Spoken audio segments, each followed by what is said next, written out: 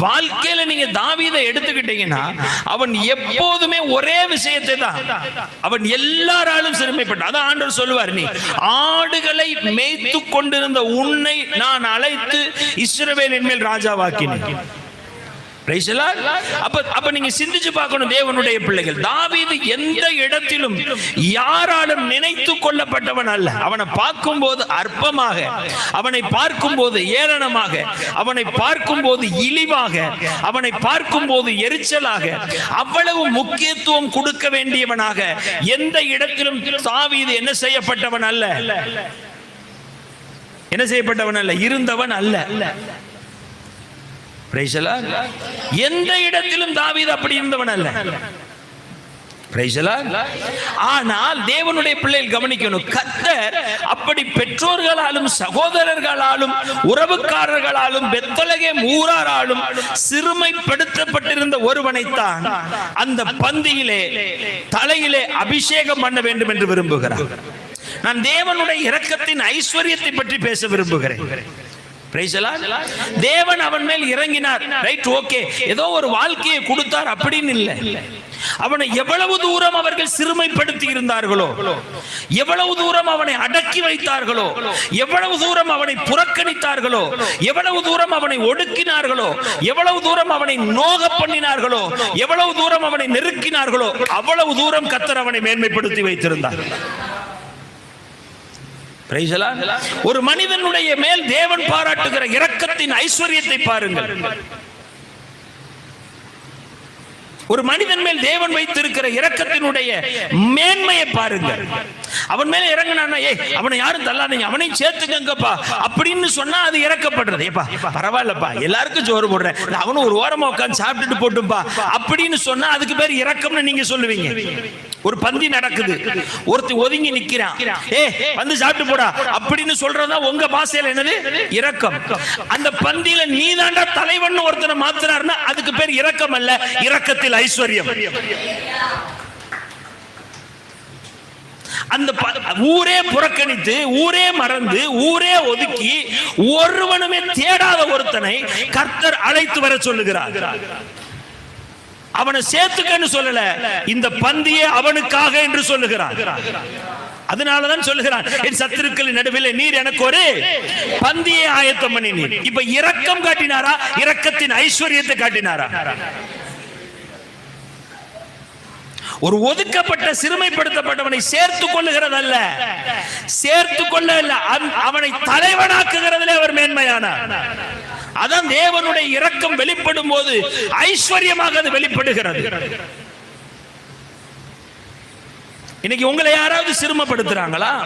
அளவுக்கு அதிகமாய் நீ சிறுமைப்படுத்தப்பட்டால் அளவே இல்லாமல் நீ உயர்த்தப்பட போகிறாய் என்பதை விளங்கிக் கொள்ள வேண்டும். அளவுக்கு அதிகமாய் உன்னை நெருக்கி கொண்டிருக்கிறார்கள் என்றால் அளவே இல்லாமல் நீ மேம்பட போகிறாய். கர்த்தர் உன்னை உயர்த்துவார் என்பதை நீ விளங்கிக் கொள்ள வேண்டும். சிறுமைப்பட்டிருக்கிற தம்முடைய ஜனங்கள் மேல் கர்த்தர் இரக்கம் பாராட்டும் போது அதனுடைய ஐஸ்வர்யம் இன்னதென்று காட்டுகிறார். எனக்கு அப்ப கூட தேவனுடைய ஐஸ்வர்யம் இவ்வளவுதானான்னு தோணலங்க. அதுக்கு பிறகு மத்தேயு எழுதின சுவிசேஷத்துல 1வது அதிகாரத்துல நீங்கள் வாசிக்கும் போது முதல் வசனத்துல ஒரு டைட்டில் போடுறாரு பாருங்க. அந்த வார்த்தையை நினைச்சு எனக்குள்ள ஆண்டவருடைய ஐஸ்வர்யத்தை எண்ணி என்னால பொறுமையா இருக்க முடியவில்லை. அந்த வார்த்தையினுடைய முதல் வார்த்தையை நீங்கள் வாசித்து பாருங்களேன். ஆபிரகாமின் குமாரனாகிய தாவீதின் குமாரனாகிய, அம்புட்டுதாங்க, தாவீதின் குமாரனாகிய இயேசு கிறிஸ்துவின் வம்ச வரலாறு. ரட்சிப்பின் அதிபதிக்கு யாரை தகப்பனாக டைட்டில் கொடுக்கிறாருங்க? பெத்லகேம் ஊர்ல எவனை தேடாமல் இருந்தார்களோ, ஏறக்குறைய நல்ல கவனிக்கிறார், 1000 ஆண்டுகள் கழித்து அவருடைய குமாரன் என்று சொல்லுகிறதற்கு அவர் வெட்கப்படாதிருந்தார். ஆமென். தாவீதோட அண்ணன் பேரு யாராவது அன்னைக்கு சொன்னானுங்களா? தாவீதினுடைய அப்பா. பிரைஸ் எல்லாம்.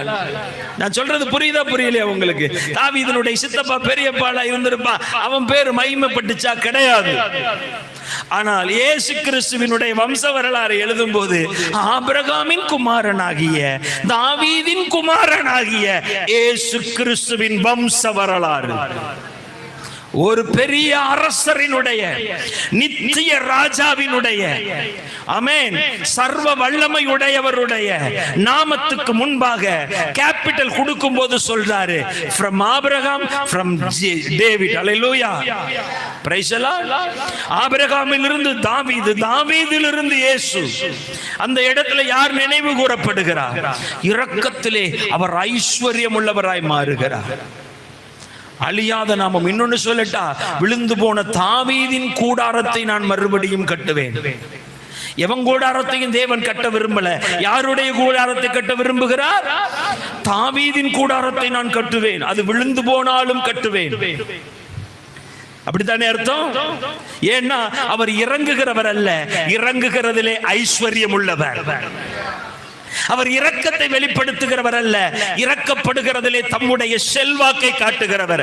அந்த கூடாரம் விழுந்து போனாலும் மறுபடியும் எழுப்பி கட்டப்படும்.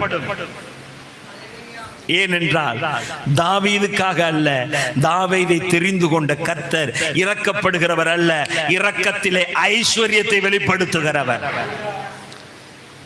ஆமென், அல்லேலூயா, பிரைஸ் தி லார்ட். தேவனுடைய பிள்ளைகள் அதை விளங்க வேண்டும் இந்த மாலை வேளையிலே. Price the Lord.